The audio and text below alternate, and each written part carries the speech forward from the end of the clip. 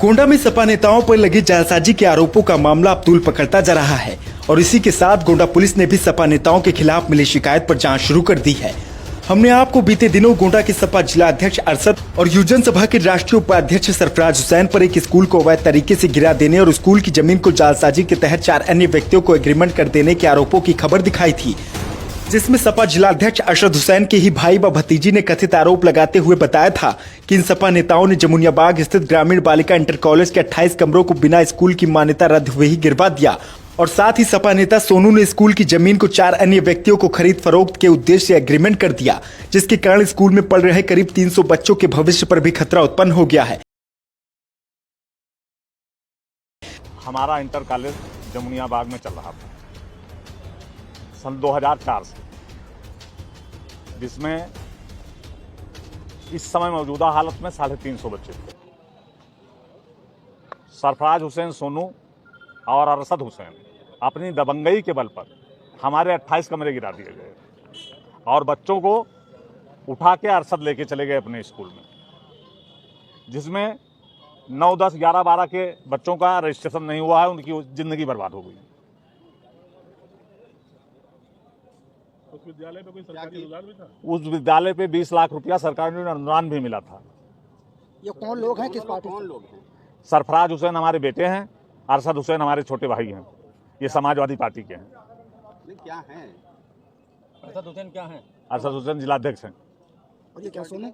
Sonu Samajwadi party के। और सोनू क्या है? सोनू राष्ट्रीय उपाध्यक्ष हैं युवजन सभा के। आपने क्या किया? हमने जब बिल्डिंग गिराना शुरू किया तो हमने चौकी खुरासा को इतला किया। चौकी खुरासा आए और उन्होंने समझाया बुझाया कि बहुत गलत बात है, इसको बंद कर दो। बंद कर दिया। उनके चले जाने के बाद फिर तोड़ना शुरू कर दिया। अब कहाँ आए थे? अब मैं डीएम साहब पास आया था, एसपी साहब पास आया था और आज हमें सीओ साहब के यहाँ हमारे मेंबरों का बयान देना था, इसलिए सीओ साहब ने बुलाया था कि मेंबरों का बयान दिलाइए। अच्छा, आपके साथ कोई मारपीट भी हुई है क्या? आपके साथ कोई? हाँ, हमें सरफराज हुसैन ने बहुत मारा है। आपके बेटे आपने कोई कागज भी दिया है जिसमें एग्रीमेंट या बिक्री की विद्यालय की भूमि की बात आ रही है? नहीं, मैंने कोई कागज नहीं। अच्छा, एसपी के यहाँ आके क्या आपने प्रार्थना करी? मैंने किया है कि FIR दर्ज करके उनको उचित कार्रवाई की जाए। बंद एग्रीमेंट भी किया गया है। उस भूमि का एग्रीमेंट सरफराज हुसैन ने 50 लाख रुपया लेके एग्रीमेंट भी कर दिया, जबकि उनको पावर नहीं है। आप क्या चाहते हैं? हम FIR दर्ज कराना चाहते हैं और कार्रवाई चाहते हैं। हम बहुत परेशान किए गए हैं।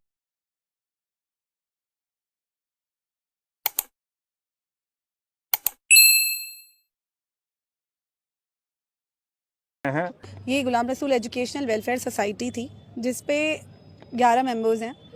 11 मेंबर्स की बिना सहमति के, बिना किसी प्रस्ताव को पारित किए हुए, बिना किसी रेजोल्यूशन को पास किए हुए इन्होंने बिल्डिंग को डिमोलिश कर दिया। उस बिल्डिंग पे 20 लाख रुपए गवर्नमेंट का अनुदान था। बिल्डिंग में 32 कमरे थे, जिसमें से 28 कमरों को डिमोलिश कर दिया गया है। 350 बच्चों के फ्यूचर के साथ खिलवाड़ किया गया है। 350 में अप्रॉक्सीमेटली 175 स्टूडेंट्स जो 9, 10, 11, 12 के थे, जिनके रजिस्ट्रेशन, जिनका साल तो बर्बादी हो गया, क्योंकि आप लोग को जानकारी है जहाँ से रजिस्ट्रेशन होता है एग्ज़ाम वहीं से होता है।